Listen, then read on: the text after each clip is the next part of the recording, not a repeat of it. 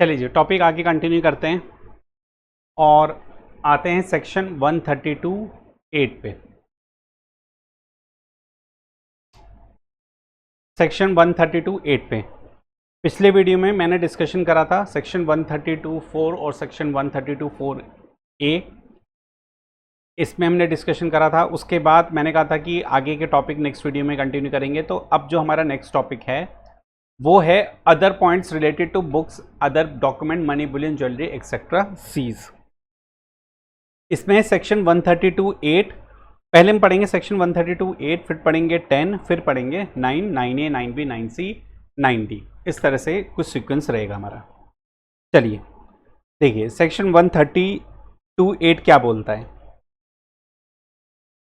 ये कहता है कि साहब जब बुक्स ऑफ अकाउंट या डॉक्यूमेंट वगैरह सीज होते हैं, जब बुक्स ऑफ अकाउंट, डॉक्यूमेंट वगैरह सीज होते हैं, सीज होने के बाद असेसमेंट वगैरह होता है।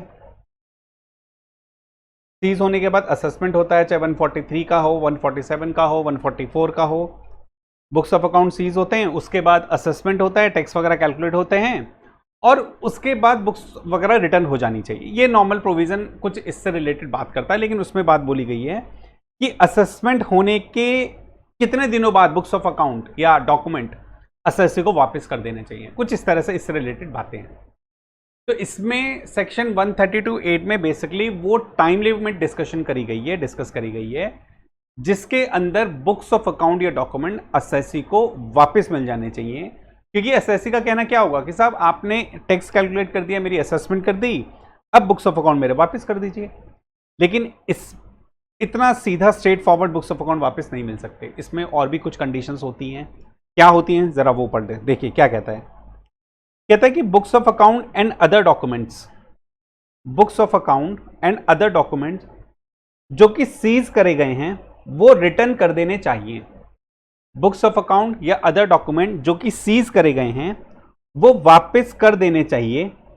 इसके द्वारा इनकम टैक्स अथॉरिटी या जो असेसिंग ऑफिसर जिसने भी सीज करा है उसको वापस कर देना चाहिए। कब? 30 दिन के अंदर अंदर, within a period of 30 days, मतलब 30 डेज में वापस कर दो। अब ये 30 डेज कहां से गिनने भाई? प्रोविजन कहता है कि बुक्स ऑफ अकाउंट या डॉक्यूमेंट वापस कर दो असेसी को 30 दिन के अंदर। कहां से 30 दिन गिनने हैं? From the date of the order of assessment और रीअसेसमेंट रिकम्पिटेशन अंडर सेक्शन 143(3), 144, 147। इसमें आपने असेसमेंट कर दिया, असेसिंग ऑफिसर ने 143, 144, 147 में असेसमेंट कर दिया, असेसमेंट ऑर्डर पास कर दिया। असेसमेंट ऑर्डर पास करने के 30 दिन के अंदर बुक्स ऑफ अकाउंट वगैरह वापस कर दो।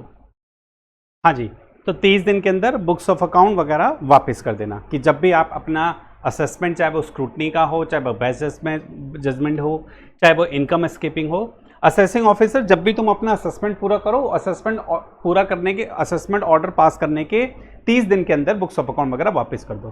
From the date of the order of assessment या रीअसेसमेंट या रिकम्पिटेशन वगैरह इन सेक्शन कर रहे हो तो 30 दिन के अंदर अंदर within a period of 30 days, 30 दिन में बुक्स ऑफ अकाउंट वापस कर दो।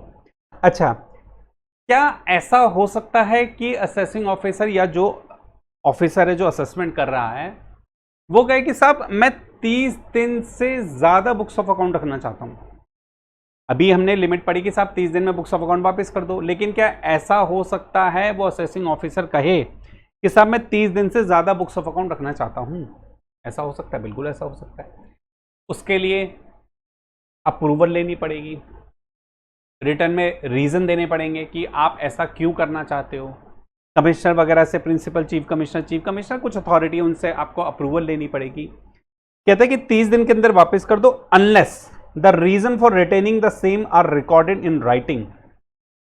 अगर 30 दिन, देखो 30 दिन तक तो रीजन अप्रूवल की जरूरत नहीं, 30 दिन तक बुक्स ऑफ अकाउंट अपने पास रख सकते हो, असेसमेंट ऑर्डर पास करने के 30 दिन तक रख सकते हो, कोई दिक्कत नहीं है। लेकिन आपने असेसमेंट ऑर्डर पास कर दिया, 30 दिन निकल गए, उसके बाद भी बुक्स ऑफ अकाउंट वापस नहीं करी, क्यों? क्योंकि आपने रीजन दिए हैं राइटिंग में लिख के कि आप क्यों रखना चाह रहे हो, और अब आपने अप्रूवल लिए किसकी? Principal, chief commissioner, principal commissioner, principal director general, principal director या डायरेक्टर। इनसे आपने अप्रूवल ले ली है कि आपको 30 दिन से ज्यादा बुक्स ऑफ अकाउंट रखने हैं और आपने रीजन भी बताया है। With the approval, the books or other record can be retained, but however the same cannot be retained for a period of 30 days. अब यहां पे भी कह दिया कि साहब देखिए, आपने जो स्टार्टिंग के 30 दिन थे, ऑर्डर ऑफ असेसमेंट पास करो, 30 दिन के अंदर बुक्स वापस कर दो, असेसमेंट ऑर्डर पास करने के 30 दिन के अंदर बुक्स वापस कर दो। अगर आप 30 दिन से ज्यादा रखना चाह रहे हो तो उसमें कहा है कि साहब after the assessment proceeding, assessment proceeding पूरी, अगर भाई आप, सबसे पहली बात ये होती है कि 30 दिन से ज्यादा क्यों रखना चाहते हो, तो 30 दिन से ज्यादा रखने का रीजन यही हुआ ना कि कुछ पेंडिंग है, कोई और असेसमेंट प्रोसीडिंग पेंडिंग है, जैसे पेनल्टीज वगैरह भी लगा नहीं रह गई कि भाई आपने इनकम एस्केपिंग असेसमेंट कर दिया या बेस्ट जजमेंट वगैरह कर दिया, लेकिन अभी असेसी पे पेनल्टीज वगैरह लगा रह गया है, इसलिए हम चाहते हैं कि इसकी बुक्स ऑफ अकाउंट अभी हम वापस ना करें। तो प्रोविजन कहता है, लॉ कहता है, सेक्शन 132(8) कहता है कि साहब आप असेसमेंट प्रोसीडिंग पूरी कर लो, असेसमेंट प्रोसीडिंग पूरी कर लो, असेसमेंट प्रोसीडिंग पूरी करने के 30 दिन तक बुक्स ऑफ अकाउंट फिर वापस कर देना। पहला लिमिट थी कि साहब बुक्स ऑफ अकाउंट असेसमेंट 143, 144 या 147 के ऑर्डर पास करो, उसके 30 दिन के अंदर बुक्स वापस कर दो। एक्सटेंशन अगर आपने ले लिया, रीजन राइटिंग में लिख के दे दिया और अप्रूवल ले लिया, principal chief commissioner, chief commissioner, commissioner, principal director general, director general, director general, director, principal director, इनसे आपने अप्रूव ले लिया, तो भैया आपने जो असेसमेंट प्रोसीडिंग, पेनल्टी प्रोसीडिंग, आपने जो एडिशनल असेसमेंट प्रोसीडिंग करी है उसको पूरा करने के 30 दिन के अंदर बुक्स वापस कर दो। तो 30 यहां पर मिल गया प्लस 30 यहां पे मिल गया, एक्सटेंशन यहां पे मिल गया, ठीक है। तो after the assessment proceeding in respect of the year, जिस ईयर की बुक्स ऑफ अकाउंट से रिलेटेड आप प्रोसीडिंग कर रहे हो, are relevant are completed, assessment proceeding are completed, ठीक है।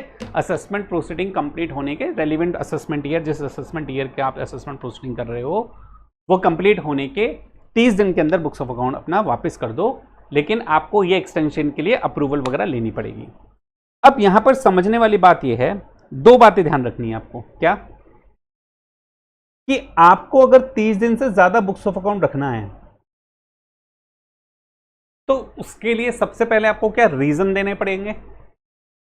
अगर आपको 30 दिन से ज्यादा बुक्स ऑफ अकाउंट अपने पास रखना है तो आपको उसके लिए रीजन देने पड़ेंगे असेसिंग ऑफिसर, प्लस आपको रीजन राइटिंग में देने, रिकॉर्ड इन राइटिंग होगा, रीजन राइटिंग में दो और अप्रूव कराओ उससे इन अथॉरिटी से। दो कंडीशन है, इसका मतलब यह हुआ कि 30 दिन तक कोई अप्रूवल, कोई रीजन राइटिंग में देने की जरूरत नहीं है। जो एक्सटेंशन वाला पीरियड है, जो एक्सटेंडेड पीरियड है 30 दिन का, उसके लिए अगर आपको बुक्स ऑफ अकाउंट रखने हैं तो भैया रीजन राइटिंग में दो प्लस अप्रूव्ड कराओ, सीनियर जो भी अथॉरिटी वहां पे ऑथराइज है। ये दो कंडीशन है, ठीक है। अब एक केस था, केस कुछ यूं था,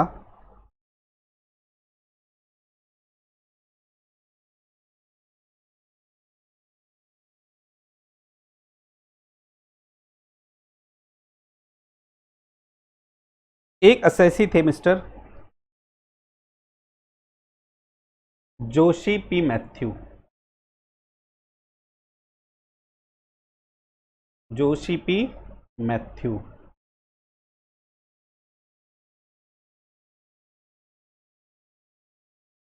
असेसी का नाम था जोशी पी मैथ्यू।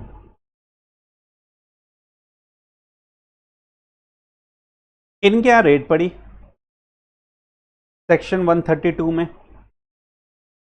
इनके यहां रेड पड़ी सेक्शन 132 में और बुक्स ऑफ अकाउंट वगैरह सीज कर लिए गए। केस है और किसने करी red, deputy commissioner of income tax का केस है वर्सेस जोशी पी मैथ्यू। डीसीआईटी ने रेड डाली और जो भी बुक्स ऑफ अकाउंट वगैरह मिले थे उसको उन्होंने उठाकर सीज कर लिया, ठीक बात है। अब बात यह हुई कि जोशी पी मैथ्यू साहब को पता था कि जब भी मेरा असेसमेंट कंप्लीट होगा, मान लीजिए 147 में या पुराने प्रोविजन की बात या ब्लॉक असेसमेंट जो भी कंडीशन हो, जब भी मेरा असेसमेंट पूरा होगा, असेसमेंट पूरा होने के, असेसमेंट ऑर्डर पास होने के, असेसमेंट ऑर्डर पास होने से 30 दिन में, नॉट एक्सीडिंग 30 डेज, 30 दिन में, 30 डेज में मुझे मेरे बुक्स ऑफ अकाउंट वापस मिल जाएंगे। कि जब भी असेसमेंट ऑर्डर पास होगा, असेसमेंट ऑर्डर पास होने से ये 30 दिन में मुझे बुक्स ऑफ अकाउंट जो है वापस मिल जाएंगे। ये पी मैथ्यू बस आपको पता था। लेकिन प्रॉब्लम यहां पर हुई कि डिपार्टमेंट ने इनकी बुक्स ऑफ अकाउंट ना वापस नहीं दिए और सीनियर अथॉरिटी से, जो भी प्रिंसिपल चीफ कमिश्नर वगैरह या चीफ कमिश्नर से, उनको रीजन राइटिंग में देके, रीजन राइटिंग में देके प्लस रीजन राइटिंग में दिए प्लस इस अथॉरिटी से अप्रूव करा के एक्सटेंशन ले लिया। ठीक है, एक्सटेंशन ले लिया। एक्सटेंशन में क्या होता है कि भैया असेसमेंट प्रोसीडिंग पूरी होने के 30 दिन के अंदर अंदर बुक्स ऑफ अकाउंट वापस कर देना, ये बात होती है, नॉर्मल प्रोविजन है। तो जोशी पी मैथ्यू जी के रेड पड़ी सेक्शन 132 में, deputy commissioner of income tax ने डाली रेड, उन्होंने बुक्स ऑफ अकाउंट सीज करे और उन्होंने जो है असेसमेंट, अब सेक्शन 132(8) के अकॉर्डिंग असेसमेंट ऑर्डर पास होने के 30 दिन के अंदर बुक्स ऑफ अकाउंट मिल जाने चाहिए। लेकिन डीसीआईटी ने अप्रूवल ले ली सीनियर अथॉरिटी से और रीजन दे दी राइटिंग में उनका एक्सटेंशन के लिए, बुक्स ऑफ अकाउंट के एक्सटेंशन के लिए, और books of account Joshi P Mathew ji को वापस नहीं दिए गए, इनको बुक्स ऑफ अकाउंट वापस नहीं मिले। अब प्रॉब्लम यहां पर यह है, जोशी पी मैथ्यू का कहना यह था कि साहब आपने एक्सटेंशन कराया, आपने एक्सटेंशन ले लिया, मेरे बुक्स ऑफ अकाउंट आपने और ज्यादा पीरियड, 30 दिन से ज्यादा पीरियड के लिए अपने पास रख लें, लेकिन कम से कम आपको यह बात मुझे बतानी तो चाहिए, लेकिन आपको यह बात मुझे बतानी तो चाहिए अपने किस बेसिस पे मेरे बुक्स ऑफ अकाउंट 30 दिन से ज्यादा रोके हुए हैं।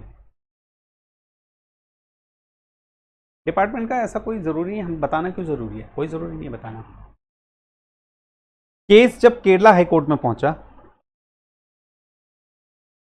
तो हाईकोर्ट ने बोला कि साहब देखिए, अथॉरिटी के पास लॉ है, सेक्शन 132(8) ये पावर देता है कि आप books of account extended period के लिए रोक सकते हो, उसमें आपको रीजन राइटिंग में देने पड़ेंगे और अप्रूवल लेना पड़ेगा, जो कि डिपार्टमेंट ने दोनों कंडीशन फुलफिल करी है। एक तो सीनियर अथॉरिटी का अप्रूवल भी ले लिया और रीजन राइटिंग में भी दे दिए, दोनों कंडीशन फुलफिल करी है। लेकिन कोर्ट ने एक बड़ी इंपॉर्टेंट बात बोली, कहा कि साहब क्या ये अप्रूवल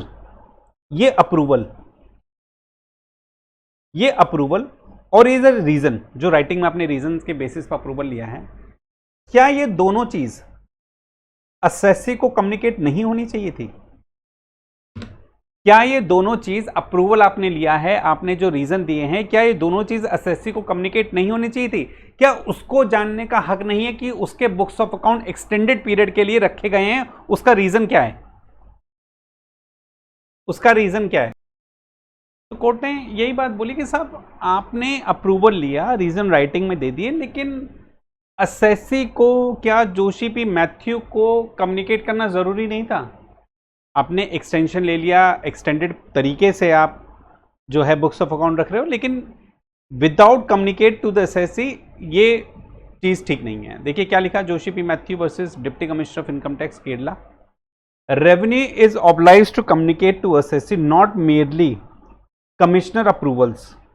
सिर्फ कमिश्नर का अप्रूवल ही कम्युनिकेट नहीं करना चाहिए, बल्कि जिस रीजन से डॉक्यूमेंट सीज करे गए हैं, for retaining seize document for extended period, but also reason recorded for obtaining such approval. आप सिर्फ अप्रूवल ही, कमिश्नर का अप्रूवल ही आप कम्युनिकेट नहीं करोगे, आपको एक्सटेंडेड पीरियड के लिए अपने बुक्स ऑफ अकाउंट रखें, उसके क्या रीजन हैं, उन रीजन को भी कम्युनिकेट करना पड़ेगा, अदरवाइज ऐसा एक्सटेंशन वैलिड नहीं होगा। सेम कुछ मिलता जुलता ही केस था Uday sounds and principal commissioner of income tax. यहां पे भी केरला कोर्ट का यही डिसीजन था कि साहब आपने अप्रूवल ले लिया, रिटर्न राइटिंग में रीजन दे दिए, लेकिन असेसी को कम्युनिकेट करना जरूरी है। तो कुछ मिलता जुलता डिसीजन यहां पे भी दिया कि where except statement file that principal commissioner of income tax approved continuous retention of books of account and other document from time to time, there was nothing produced to substantiate that order was issued permitting continued retention. Retention of documents beyond 30 days of assessment order was illegal.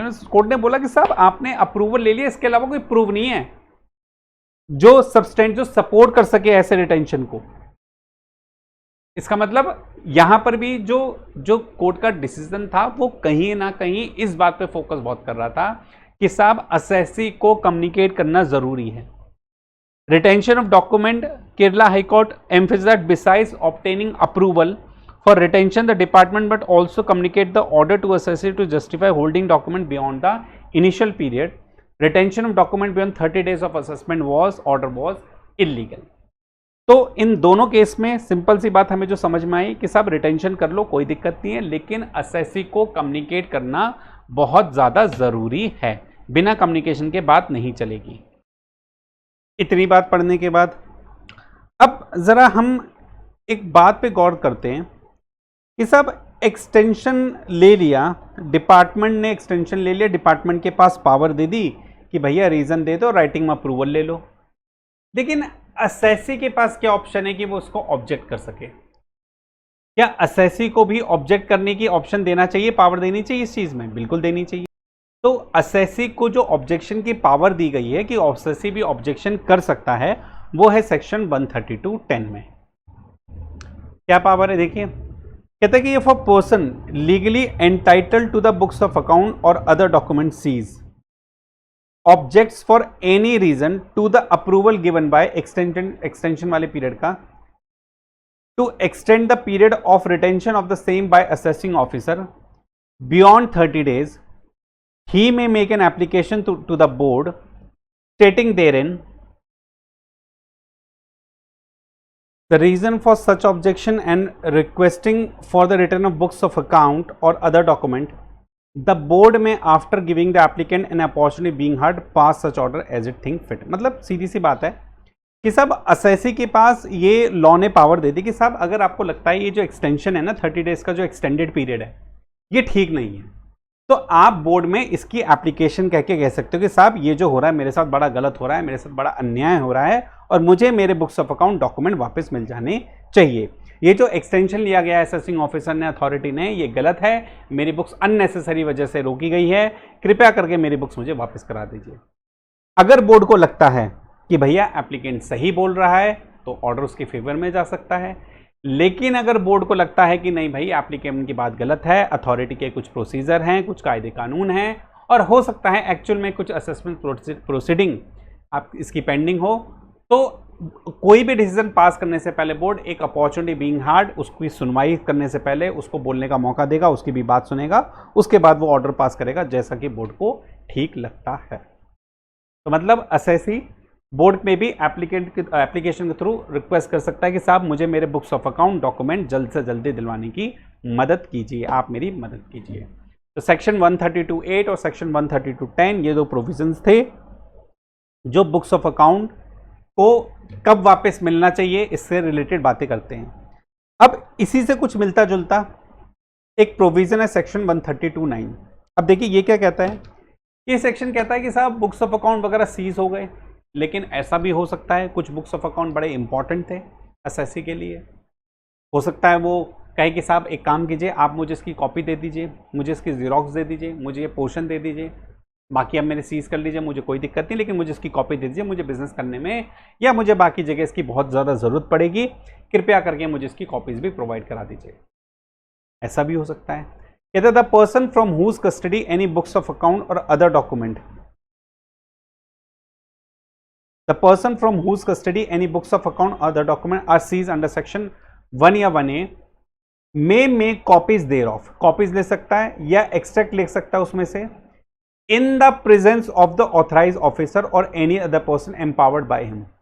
Authorise officer की presence में copy वगैरह ले सकता है, या authorise officer अपनी जगह किसी और को बोला है कि भैया मेरी ये कॉपी लेकर जरा ध्यान रखना एट सच प्लेस। अच्छा, अब ऐसा भी हो सकता है इनकम टैक्स ऑथराइज ऑफिसर बोले कि साहब अच्छा ठीक है, आपको बुक्स ऑफ अकाउंट अपनी कॉपी वगैरह चाहिए, एक्सट्रैक्ट चाहिए, जीरोक्स वगैरह चाहिए, आप कल 10 बजे ऑफिस में आ जाना, आपको हम प्रोवाइड करा देंगे, या आप अगले हफ्ते 10 बजे आ जाना, 9 बजे आ जाना, हम आपको प्रोवाइड करा सकते हैं, आप इनकम टैक्स ऑफिस आ जाना, हम आपको प्रोवाइड करा सकते हैं।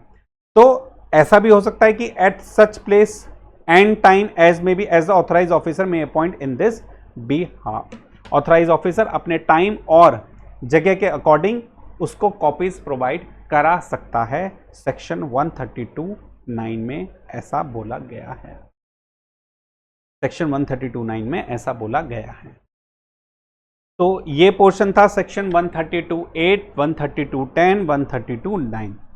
अब हम जरा और थोड़ा सा आगे चलते हैं इन दोनों केस पढ़ने के बाद। अब हम आते हैं सेक्शन 132(9)(a) पर। 132(9)(a) पर चलिए जी, आगे चलते हैं सेक्शन 132(9)(a) पे। अब ये प्रोविजन क्या कहता है, देखिए जरा इसको एग्जांपल से पहले समझते हैं, चीजें ज्यादा क्लियर होंगी कि प्रोविजन आखिर क्या बोलता है। प्रोविजन कहता है, मान लीजिए मिस्टर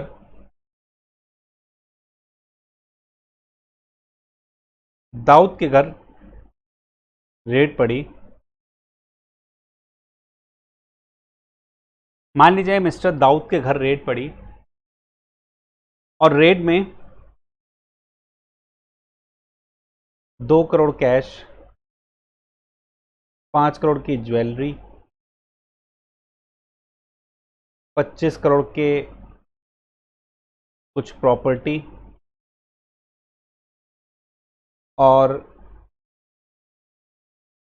3 करोड़ का कुछ एडिशनल कैश मिला। कुछ एडिशनल 2 करोड़ का एक कैश एक जगह मिला, 3 करोड़ का कुछ अलग कैश एक जगह मिला, 5 करोड़ की ज्वेलरी मिली, 25 करोड़ की कुछ प्रॉपर्टी के पेपर्स मिले। अब प्रॉब्लम क्या थी कि जब मिस्टर दाऊद से ऑफिसर ने पूछा कि साहब 2 करोड़ की आपकी कैश मिला है हमें, 5 करोड़ की आपके पास से ज्वेलरी मिली है, 25 करोड़ की आपके पास से प्रॉपर्टी मिली है, 3 करोड़ का हमें एक अलग बक्से में एक एडिशनल कैश मिला है, ये पंचनामा तैयार करा है, आप इस पे ज़रा साइन कर दीजिए और ये एक्सेप्ट कर लीजिए, सब आपका है और ये हमने यहाँ से रिकवर करा है। दाऊद ने बोला कि साहब देखिए, आपको मेरे घर से मैं मानता हूँ पैसा मिला है, 2 करोड़ कैश मिला है, ज्वेलरी मिली, प्रॉपर्टी के पैसे मिले, कुछ एडिशनल कैश मिला है, लेकिन ये जो एडिशनल कैश आपको मिला है ना, ये सब मेरा नहीं है, ये मेरे भाई अबू सलेम का है। ये 3 करोड़ का जो आपको एडिशनल कैश मिला है, ये मेरा नहीं है, ये मेरे भाई अबू सलेम का है। असेसिंग ऑफिसर मान जाएगा इस बात को? बिल्कुल नहीं मानेगा। वो कहेगा साहब ऐसा थोड़ा ना होता है। एक हमने पढ़ा था, रिब्यूटेबल प्रिजम्पशन होती है कि साहब जो होगा आपका ही है, लेकिन अगर आप उसमें एक हमने लास्ट में लाइन पढ़ी थी कि अगर असेसी ये प्रूव कर दे कि कोई डॉक्यूमेंट या मनी बुलियन ज्वेलरी उससे पास जो मिला है वो उसका नहीं है, तो एजम्पशन कैंसिल भी की जा सकती है। ये हमने बात पढ़ी थी 4A के अंदर। अब मिस्टर दाऊद ने ये प्रूव कर दिया, उसने सारे डॉक्यूमेंट्स वगैरह दिखा दिए, ये प्रूव कर दिया कि ये 3 करोड़ रुपए दाऊद के नहीं है बल्कि उसके भाई अबू सलेम के। असेसिंग ऑफिसर ने भी इस बात को एक्सेप्ट कर लिया कि साहब ठीक है, आप जो कह रहे हैं बात सही है, आपके ने जो भी डॉक्यूमेंट दिखाए, आपकी जो भी बातें हमने जो स्टडी करा, उससे ये साबित होता है कि ये जो 3 करोड़ रुपए हैं ये आपके नहीं, ये अबू सलेम के। ठीक बात है। अब असेसिंग ऑफिसर ये 3 करोड़ रुपए क्या अबू सलेम को दे देगा कि भाई देखिए मिस्टर दाऊद के यहाँ रेड पड़ी है, बहुत सारा कैश, ज्वेलरी, प्रॉपर्टी हमने सीज कर लिया है, ये आपकी अमानत 3 करोड़ रुपए हमें मिले हैं, कृपया करके आप ये ले लीजिए वरना हम इसको भी सीज कर देंगे। ऐसा होगा? क्या असेसिंग ऑफिसर ऐसा करेगा और अबू सलेम को ले जाकर वो 3 करोड़ रुपए दे देगा? या फिर वो 3 करोड़ रुपए अबू सलेम को ना देकर बल्कि अबू सलेम के असेसिंग ऑफिसर, मतलब अबू सलेम के जुडिक्शन में जो अथॉरिटी है, उसका जो असेसिंग ऑफिसर है, वार्ड के अकॉर्डिंग जो असेसिंग ऑफिसर है, ऑथराइज ऑफिसर है, ये पैसे उसको देगा या अबू सलेम को देगा? बताइए किसको देना चाहिए? भाई अबू सलेम के पैसे हैं तो ये पैसे उसको मिलेंगे, ये भी तो एक तरह से सीज हुए हैं, तो इस वजह से प्रोविजन कहता है कि साहब अगर कोई ऐसा कैश मिलता है या मनी ज्वेलरी, कोई भी असेट मिलती है, कोई कुछ भी मिलता है जो असेसी का ना होकर किसी और पर्सन का है, और उस पर्सन पर मतलब अबू सलेम पर मिस्टर दाऊद वाले असेसिंग ऑफिसर की कोई अथॉरिटी नहीं है। मिस्टर दाऊद का जो असेसिंग ऑफिसर है या जो ऑथराइज ऑफिसर है, उसकी अबू सलेम पर, मिस्टर दाऊद का जो ऑथराइज ऑफिसर है, उस ऑथराइज ऑफिसर की अबू सलेम पर कोई अथॉरिटी नहीं है। तो फिर इस मिस्टर दाऊद का ऑथराइज ऑफिसर ये 3 करोड़ रुपए अबू सलेम के ऑथराइज ऑफिसर या असेसिंग ऑफिसर को दे देगा, अबू सलेम को नहीं दिए जाएंगे। उसके बाद अबू सलेम का ऑथराइज या असेसिंग ऑफिसर वो सारी प्रोसीडिंग करेगा जो सर्च एंड सीजर में करनी चाहिए कि भैया 3 करोड़ कैश आपके पास से मिला है, बताओ कहां से लाए हो, सर्च सीजर वो भी करेगा। तो प्रोविजन कुछ इसी तरह की बात करता है। अब जरा प्रोविजन देख लेते हैं क्या कह रहा है। कहता है कि where the authorised officer has no jurisdiction over the person searched by him। Authorise officer, कौन सा ऑथराइज ऑफिसर? दाऊद का। कोई जुरिडिक्शन नहीं है over the person search by him, Abu Salem. The books of account और अदर डॉक्यूमेंट और एनी मनी बुलियन ज्वेलरी और other valuable article और things seized shall be handed over by the authorise officer to the assessing officer, किसके? Abu Salem. Having jurisdiction over such person, कौन सा? अबू सलेम। कितने period के अंदर? Within a period of 60 days from the date on which the last of the authorisation was search was executed. Last of the date on which the last of the authorisation for search was executed. ये explanation में इसका मतलब बताया गया, लेकिन अभी आप ये मान के चलिए सर्च कंप्लीशन के 60 दिन के अंदर मिस्टर दाऊद के ऑथराइज ऑफिसर को ये पैसा हैंड ओवर करना पड़ेगा अबू सलेम के असेसिंग ऑफिसर को। अबू सलेम के ऑफिसर को 60 दिन के अंदर। कौन से 60 दिन के अंदर?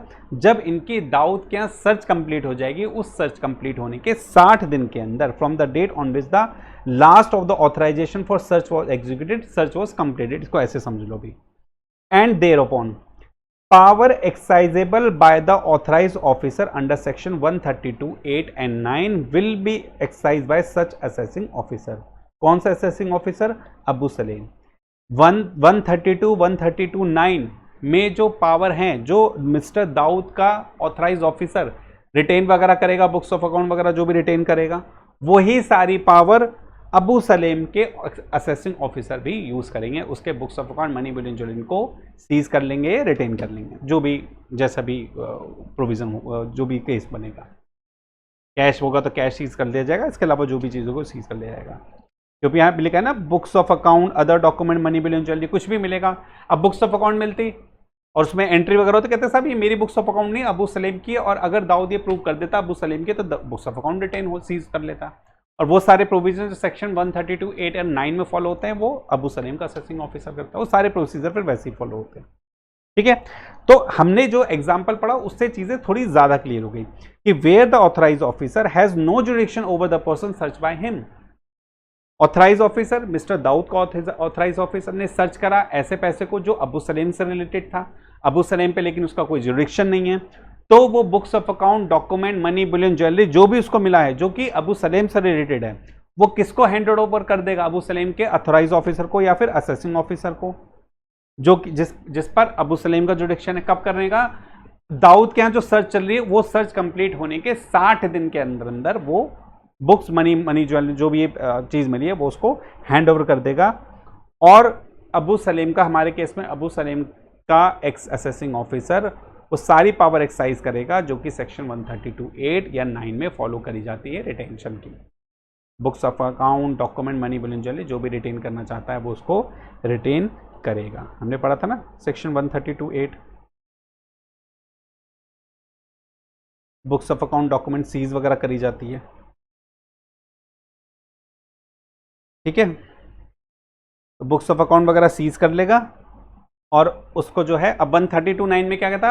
अब ये हो सकता है जो है अबू सलेम कुछ डॉक्यूमेंट मांगे कि भाई ये मुझे कुछ इंपॉर्टेंट है, उसकी कोई कॉपी एक्सट्रैक्ट वगैरह दे दो, तो वो उसके पास, अबू सलेम के पास भी पावर होगी सेक्शन 132(9) के अकॉर्डिंग। ये था सेक्शन 132(9)(a). अब इसमें एक एक्सप्लेनेशन है जो हम सबसे लास्ट में पढ़ेंगे। एक एक्सप्लेनेशन है, वो एक्सप्लेनेशन किससे रिलेटेड है? वो एक्सप्लेनेशन है related date on which the last of the authorisation for search was executed. अभी मैंने कहा इसको ऐसे ही मान के चलो कि सर्च वॉज कंप्लीटेड, लेकिन एक्सप्लेनेशन में बताया गया है कि इसको कंप्लीटेड कब माना जाएगा, वो बाद में देखेंगे। चलिए, सेक्शन 132(9)(b), सेक्शन 132(9)(b) 4 तो हम पहले ही कर चुके हैं।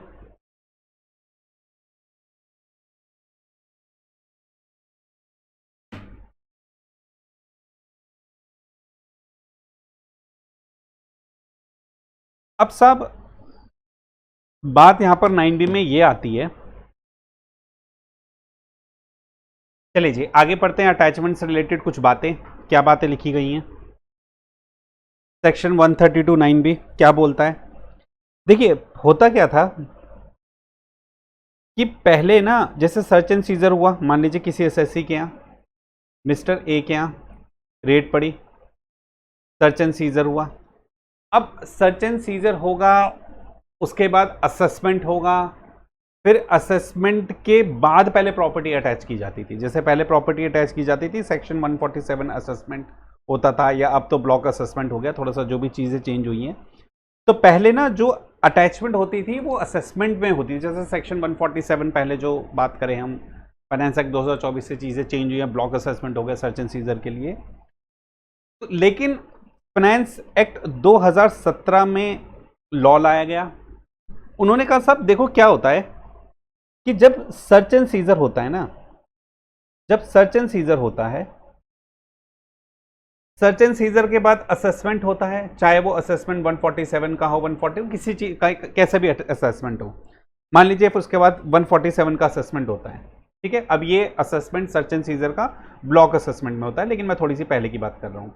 ये फाइनेंस एक्ट 24 से चेंज हुई है चीज़ें, लेकिन हम नॉर्मल बात कर रहे हैं, पहले की बात कर रहे हैं। जो क्या होता था कि सर्च एंड सीजर की असेसमेंट होती थी सेक्शन 147 में, और 147 में जब असेसमेंट होती थी ना, तब प्रॉपर्टी अटैच करी जाती थी कि भैया आप अपनी प्रॉपर्टी को बेच नहीं सकते। क्यों?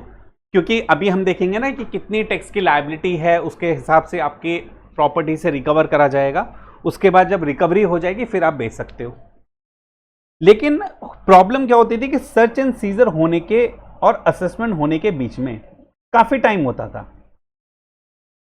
सर्च एंड सीजर होने में और असेसमेंट होने में काफी टाइम होता था, और लॉ पहले कहता था कि सब जब असेसमेंट करोगे तब जाके आप अटैचमेंट करोगे, प्रॉपर्टी को अटैच करोगे।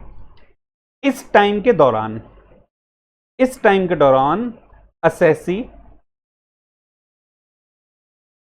असेट्स को सेल करके भाग जाता था, क्योंकि भैया उसे पता है सेक्शन 147 या जो भी असेसमेंट की प्रोसीडिंग होगी वहां पर मेरी प्रॉपर्टी अटैच हो जाएगी, और अगर एक बार प्रॉपर्टी अटैच हो जाएगी तो मैं उसको सेल नहीं कर पाऊंगा।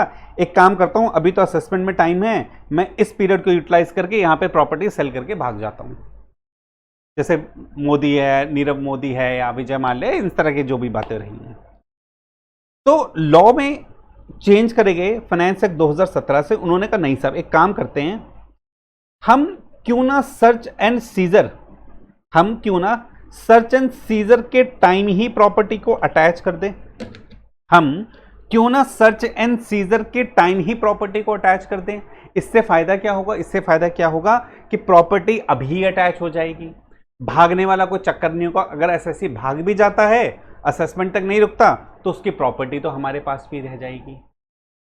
तो फाइनेंस एक्ट 2017 में ये चेंज लाया गया, एक अमेंडमेंट लाई गई, और उसमें उन्होंने बोला कि साहब आप एक काम करेंगे, आप प्रॉपर्टी को अटैच कर सकते हो सर्च एंड सर्वे के दौरान भी। सर्च के दौरान भी प्रॉपर्टी अटैच हो सकती है। सर्च के बाद 47 या असेसमेंट में लगने में टाइम लगेगा, और एसएससी प्रॉपर्टी बेच ना सके, इसलिए सर्च के दौरान ही प्रॉपर्टी को अटैच किया जा सकता है। अब प्रोविजन क्या कहता है सेक्शन 192(9)(b) का? देखिए बहुत क्लियर अंडरस्टैंडिंग से समझना है इसको, कोई टेक्निकल नहीं है। 9B, 9C, 9D कुछ भी टेक्निकल नहीं है, बहुत सिंपल से प्रोविजन है। इसके बाद एक एक्सप्लेनेशन पढ़ लेंगे इनसे रिलेटेड, आपका सेक्शन 132 पूरा कंप्लीट हो जाएगा। क्या कहता है? For the purpose of protecting the interest of the revenue, protecting the interest of the revenue. हमने क्योंकि जब असेसमेंट होता था तब प्रॉपर्टी अटैच होती, पहले ही भाग जाते थे, रेवेन्यू को लॉस होता था, इसलिए रेवेन्यू को लॉस ना हो, उनके इंटरेस्ट को प्रोटेक्ट करने के लिए और सेफगार्ड करने के लिए recovery in search cases, authorised officer during the course of search और सीजर और within a period of 60 days from the date on which last of the authorisation for such was executed is satisfied. कि authorise officer या तो search के दौरान ही, authorised officer या तो search के दौरान ही, सर्च सीजर के दौरान ही, या फिर जब अभी इस वाली लाइन को ऐसे पढ़ेंगे कि सर्च और सीजर मान लीजिए complete, date on which the search was completed, उसके 60 दिन के अंदर, within a period of 60 days, या तो सर्च और सीजर के दौरान ही या फिर जब सर्च कंप्लीट हो जाए उसके 60 दिन के अंदर रीजन रिकॉर्ड करे राइटिंग में और अप्रूवल ले किसका? Principal director general, director general, principal director, director. ठीक है, क्या क्या काम करना है उसको? कि भैया प्रोविजनल अटैचमेंट करना है। अब प्रोविजनल अटैचमेंट क्या है वो भी बताऊंगा मैं, कि for the purpose of protecting the interest of the revenue and safeguarding recovery in search cases, authorised officer during the course of search, या तो सर्च के दौरान या फिर सर्च कंप्लीट होने के 60 दिन के अंदर क्या करे? अप्रूवल ले ले, किसका? पीडीजीआईटी का, डीजीआईटी का, पीडीआईटी का या डीआईटी का। रीजन राइटिंग में लिखे, by order in writing provisionally attach कर दे प्रॉपर्टी जो कि असेसी से बिलोंग करती है। By order in writing, writing में एक ऑर्डर करे, एसएससी को ऑर्डर देना पड़ेगा कि भैया हम आपकी इस प्रॉपर्टी को अटैच कर रहे हैं, प्रोविजनली अटैच कर रहे हैं, हम आपकी प्रॉपर्टी को प्रोविजनली अटैच कर रहे हैं। क्यों कर रहे हैं ऐसा? क्योंकि भैया हमें ऐसा लगता है कि जब तक आपका असेसमेंट होगा आप तब तक यहां से निकल लोगे। ये तो इनकम टैक्स अथॉरिटी को पता है, ये तो इनकम टैक्स को पता है कि साहब जब तक इसका असेसमेंट होगा तब तक यहां से निकल लेगा। एक काम करते हैं, इसकी प्रॉपर्टी को सर्च के दौरान ही अटैच कर देते हैं या सर्च कंप्लीट होने के 60 दिन के अंदर अंदर इसको अटैच कर लेते हैं। उसके लिए अप्रूवल वगैरह चाहिए, अप्रूवल ले लेंगे, राइटिंग में उसको ऑर्डर दे देंगे कि भैया आपकी प्रॉपर्टी प्रोविजनली अटैच करी गई है। प्रोविजनली अटैच का मतलब कि भैया जब आप अपने सारे टैक्स की लायबिलिटी, सारे टैक्स अपना जमा कर दोगे, पेनल्टी जमा कर दोगे, तो हम आपकी असेट को रिलीज कर देंगे, छोड़ देंगे। तो प्रोविजनली अटैच मतलब एक कंडीशन पे अटैच कर रहे हैं कि भैया सब टैक्स वैक्स जमा कर दो, सारी पेनल्टीज, इंटरेस्ट वगैरह सब जमा कर दो और हम आपकी असेट को रिलीज कर देंगे। That is called the provisional attachment of property. That is called provisional attachment of property. कब कर सकते हैं? During the course of seizure और within 60 days from the date on which the last of the authorisation for search was executed. इसको ऐसे पढ़ लो, within a period of 60 days from the date on which search was completed. अब इसको हम आगे मैंने बताया था, एक्सप्लेनेशन है section 9A, subsection 9A, 9B, 9C, 9D। इस लाइन के लिए एक एक्सप्लेनेशन दी गई है, वो हम बाद में देख लेंगे। तो ये था प्रोविजनल अटैचमेंट 9B का। 9C क्या कहता है? अच्छा, अब क्या होता था कि सब अटैचमेंट कर दिया, अब अटैचमेंट करने के बाद रिलीज, मान लीजिए मैंने सारे एसएससी के प्रॉपर्टी अटैच हो गए, एसएससी ने सारे टैक्सेस वगैरह जमा कर दीजिए।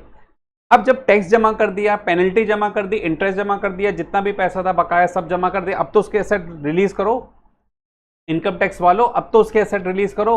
भूल जाते थे रिलीज करना। ये क्या तरीका है भैया?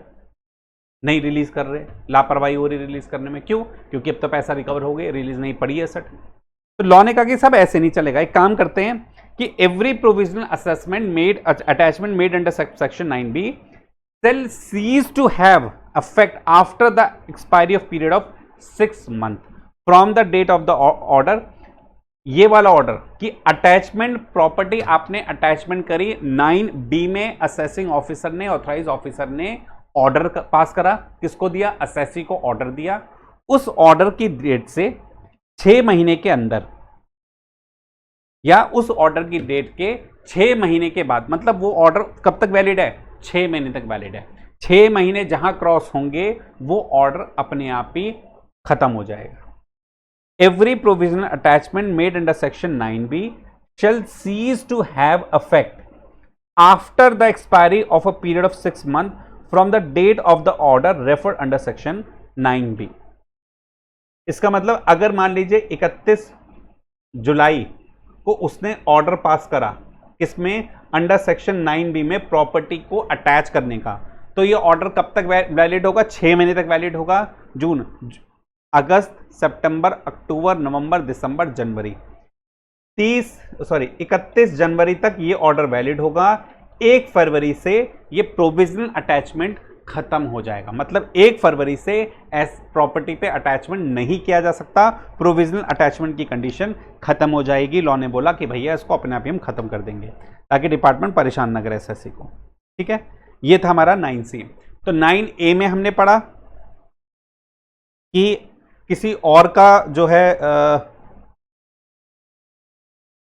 कोई एसेट मिलती है, किसी और की एसेट मिलती है, तो उस दूसरे पर्सन को ट्रांसफर ना कर कर उसके असेसिंग ऑफिसर को ट्रांसफर करते हैं, उसके बाद वो प्रोसीडिंग वगैरह करता रहेगा अपनी।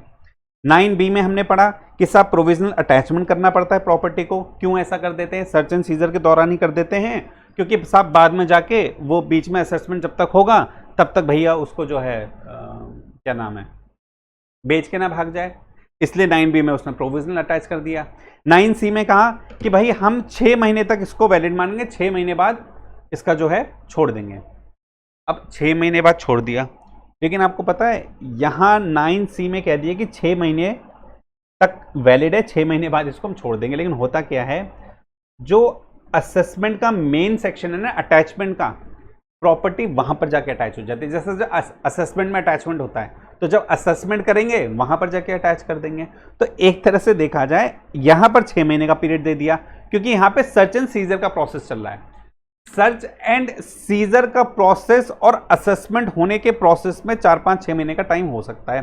तो क्या करा, देखो कितनी चालाक गेम खेला लॉ ने। उन्होंने क्या काम करा, उन्होंने सर्च एंड सीजर प्रोसेस के अंदर 6 महीने तक आपके प्रॉपर्टी को अटैच कर दिया। जब असेसिंग ऑफिसर इन 6 महीने बाद असेसमेंट करने जाएगा तो वो प्रॉपर्टी मेन अटैचमेंट के सेक्शन में अटैच कर देगा, मेन असेसमेंट के सेक्शन में अटैच कर देगा। तो आपकी प्रॉपर्टी तब तक आपको नहीं मिलेगी जब तक आपकी पूरी टैक्स लायबिलिटी आप पे ना कर दो। ठीक है, तो 9C में कहता है 6 महीने तक साहब यहाँ पे अटैचमेंट रहेगा, 6 महीने बाद एग्जिस्ट जो है अटैचमेंट खत्म हो जाएगा, उसके बाद मेन अटैचमेंट के सेक्शन में प्रॉपर्टी को अटैच कर देंगे। लेकिन तब तक नहीं छोड़ेंगे आपके प्रॉपर्टी को जब तक आप पूरी टैक्स लायबिलिटी वगैरह पे ना कर दो। ठीक बात है। उसके बाद अब क्वेश्चन आता है, देखिए 9A में हमने पढ़ा, 9B, 9C और 9D ये कहीं ना कहीं ना आपस में थोड़े से लिंक है। 9B में मैंने अटैचमेंट कर दिया, 9C में मैंने कह दिया कितने पीरियड के लिए अटैचमेंट करूंगा, 6 महीने, मैंने समझ लिया। अब 9D कहता है कि साहब कितनी प्रॉपर्टी अटैच करें, क्यों ऐसा क्यों क्वेश्चन आता है, जरा ध्यान से समझिए। मैंने सर्च एंड सीजर के दौरान प्रॉपर्टी आपकी अटैच करी, ठीक बात है, मैंने सर्च और सीजर के दौरान आपकी प्रॉपर्टी अटैच करी। मान लीजिए सर्च एंड सीजर हुआ 1 जनवरी को, सर्च हुई 1 जनवरी को, 1 जनवरी, फरवरी, मार्च, अप्रैल, मई, जून, 30 जून तक प्रॉपर्टी आपकी अटैच है। For an example order pass कर दिया, 1 जून में सर्च हुई, 1 जून को प्रॉपर्टी अटैच कर दी, ऑर्डर पास कर दिया। ठीक है, 30 जून तक आपकी प्रॉपर्टी अटैच है। अब आपकी जो टैक्स लायबिलिटी कैलकुलेट होगी जब ये सर्च के दौरान, ये जो सर्च हुई आपकी, इसमें जो भी पैसा वैसा मिला होगा, इसका जब हम असेसमेंट करेंगे तब आपकी टैक्स लायबिलिटी एक्चुअल में कैलकुलेट होगी। इस आप कितनी आपका टैक्सेशन है, कितनी यहाँ पे पेनल्टीज लगेगी, कितने आपको इंटरेस्ट देना पड़ेगा, आपके क्या क्या आपकी लायबिलिटी होगी पे करने की। तो असेसमेंट जब होगा तब पता चलेगा आपकी कितनी टैक्स लायबिलिटी है। अब वो चीज मुझे पता चलेगी जब असेसमेंट होगा 3, 4, 5, 6, 7, 8 महीने बाद। इस वजह से मैंने क्या काम करा, सेक्शन 132 9B में आपकी प्रॉपर्टी को मैंने अटैच कर दिया। ठीक है, कि आप इसको बेच ना सको, मैंने प्रॉपर्टी को आपकी अटैच कर दिया। और 9 से क्या था, 6 महीने तक अटैचमेंट रहेगा, उसके बाद हम मेन सेक्शन में अटैचमेंट कर देंगे, ऐसा मैंने बोला। लेकिन क्वेश्चन यहां पर यह आता है कि साहब कितनी प्रॉपर्टी अटैच करूं। क्वेश्चन देखिए बड़ा रेलिवेंट क्वेश्चन है कि साहब कितनी प्रॉपर्टी अटैचमेंट करी जाए, कितनी प्रॉपर्टी अटैच करूं। भाई सर्च एंड सीजर चल रहा है, एक्चुअल टैक्स की लायबिलिटी निकालने में टाइम लगेगा, जब असेसमेंट करेंगे, पूरी कैलकुलेशन करेंगे, तब पता चलेगा साहब कितनी टैक्स की लायबिलिटी है। लेकिन मुझे एक रफ आइडिया लेके प्रॉपर्टी को तो अटैच करना है। क्या मैं 50 लाख की प्रॉपर्टी अटैच कर दूं, हो सकता है लायबिलिटी आ जाए 1 करोड़ की टैक्स की, तो फिर क्या करूंगा, भाग गया एसएससी, फिर क्या करूंगा। या ऐसा हो सकता है मैंने 50 लाख की प्रॉपर्टी अटैच करी है लेकिन लायबिलिटी सिर्फ 30 लाख की निकल के आ रही है, तो ऐसे केस में डिपार्टमेंट को कोई दिक्कत नहीं है। डिपार्टमेंट तो कहेगा भैया अच्छी बात है, 50 लाख की प्रॉपर्टी फंसी पड़ी है, भागेगा तो ऐसे भाग जाए, 30 लाख के लिए चक्कर में 50 लाख देके जाएगा, यहां कोई प्रॉब्लम नहीं। प्रॉब्लम वहां हो सकती है कि साहब अगर मैंने प्रॉपर्टी 50 लाख की अटैच करी और लायबिलिटी आई 50 लाख से ज्यादा है, 1 करोड़, 1.5 करोड़, 2 करोड़, 5 करोड़ या 50 लाख से ज्यादा कोई भी लायबिलिटी, तब रेवेन्यू का लॉस होगा, तब रेवेन्यू का लॉस होगा।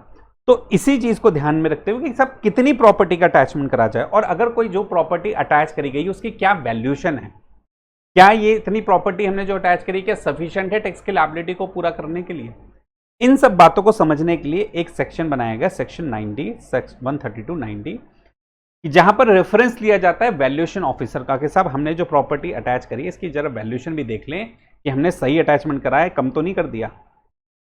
The authorized officer may, during the course of the search or seizure or within a period of 60 days from the date on which the last of the authorization for search was executed, क्या हमने ये वाली limit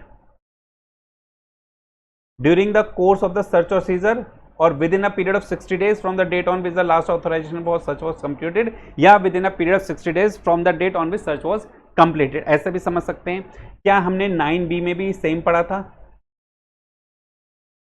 अभी जो ऊपर subsection 9B पढ़ा था उसमें भी क्या हमने सब सेम पढ़ा था? हाँ जी सेम पढ़ा था। वहां पे भी हमने कहा कि सब सर्च के दौरान आप अटैच कर दो या सर्च कंप्लीट होने के 60 दिन के अंदर अटैच कर दो। यहां पर भी कुछ ऐसी बात कर रहा है कि during the course of search and seizure या सर्च कंप्लीट होने के 60 दिन के अंदर अंदर रेफरेंस लो, किसका reference low, may make a reference, किसका रेफरेंस लो, वैल्यूएशन ऑफिसर का, जो कि रेफर कराया गया सेक्शन 142A में वैल्यूएशन ऑफिसर के बारे में बात करिए, वो बात की बात है, अभी सिंपल समझ लेते हैं कि साहब 132-90 कहता है कि आप अथॉराइज ऑफिसर या तो during the course of search and seizure या फिर सर्च कंप्लीट होने के 60 दिन के अंदर अंदर रेफरेंस लो, किसका, वैल्यूएशन ऑफिसर का। ये वाला पार्ट फाइनेंस एक्ट 2023 से ऐड करा गया है, पहले सिर्फ इतनी बात होती थी, उसके बाद ये लाइन थी। ये वाला पार्ट फाइनेंस एक्ट 2023 से ऐड करा गया है, पहले सिर्फ वैल्यूएशन ऑफिसर की बात होती थी।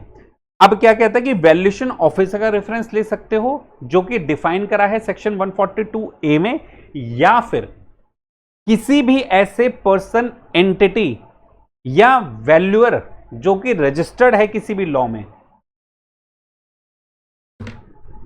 पहले एसएससी को, अथॉराइज ऑफिसर को कहा गया कि भाई आप during the course of search and seizure या फिर सर्च कंप्लीट होने के 60 दिन के अंदर अंदर रेफरेंस ले सकते हो, किसका, वैल्यूएशन ऑफिसर का, जो कि रेफर करा गया सेक्शन 142A में, या फिर किसी पर्सन का रेफरेंस ले सकते हो, एंटिटी का रेफरेंस ले सकते हो, या फिर कोई रजिस्टर्ड वैल्यूअर का ले सकते हो for the time in force, जो कि अप्रूव करा है किसने, प्रिंसिपल चीफ कमिश्नर ने, प्रिंसिपल डायरेक्टर जनरल ने, डायरेक्टर जनरल ने, in accordance with the prescribe procedure.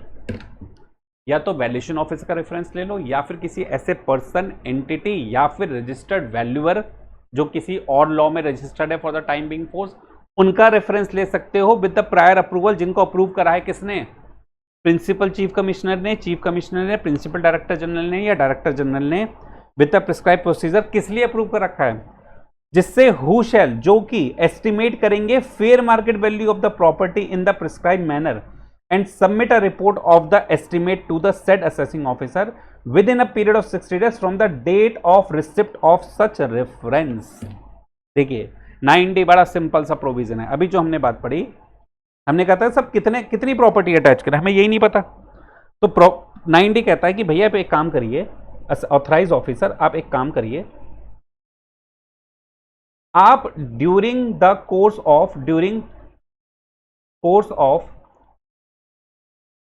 Search and seizure और within 60 days of completion of search,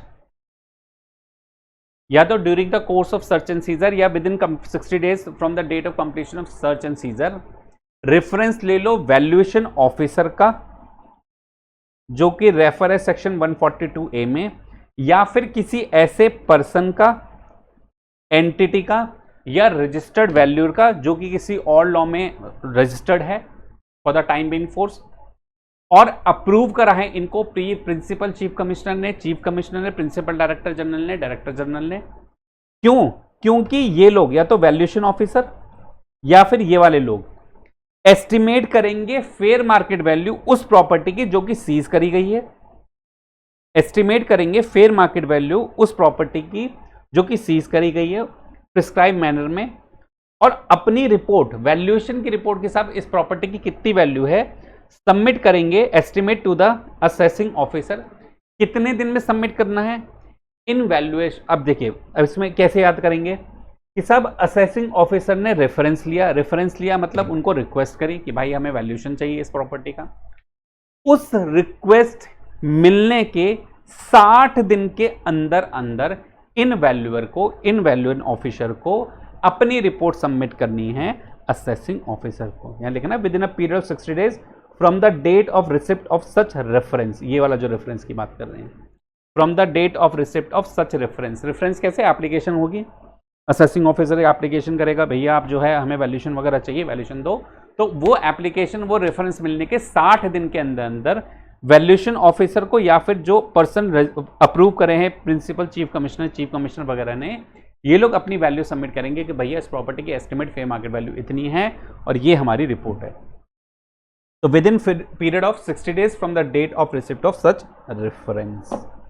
ठीक है, तो 9A थोड़ा सा अलग था, लेकिन 9B, C और D बहुत ज्यादा क्लोज हैं आपस में।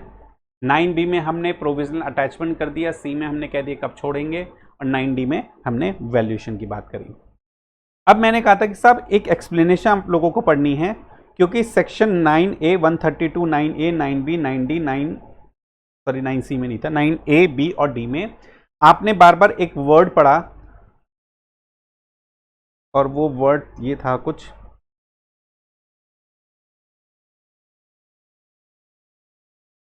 आपने 9A, B और D में ये वर्ड पढ़ा, ये लाइन पढ़ी। अब यहां पर कह रहा है कि इसका मतलब क्या है।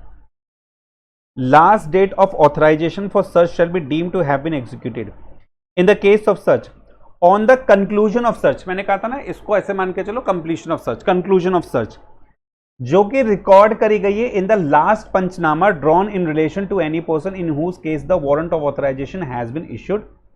कि सब सेक्शन 132 के 9A, 9B, 9D में जो लैंग्वेज यूज करी गई, last of authorisation for search shall be deemed have been executed, ये तब माना जाएगा जब सर्च कंक्लूड हो गई है और पंचनामा में सारी डिटेल्स रिकॉर्ड करी जा सकती हैं उस पर्सन के रिलेशन में जिसको सर्च वारंट इश्यू किया गया था। तो अल्टीमेटली देखा जाए इस लैंग्वेज, इस लाइन का मतलब होगा जब सर्च कंप्लीट हो गई है। लेकिन यहां पे एडिशनल लिखा है in the case of search on the conclusion of search as recorded in the, जो कि पंचनामा में सर्च रिकॉर्ड हुई है। मतलब देखिए पंचनामा तब प्रिपेयर होता है जब सर्च पूरा कंप्लीट हो जाता है और सारी डिटेल फिल करी जाती है कि भैया इतना माल मिला, इतनी ज्वेलरी मिली, इतनी डिटेल मिली, ये मिला, वो मिला, फलाना ढिमका, और उस पर पर्सन के साइन लिए जाते हैं जिसपे जिसके रेट डली गया।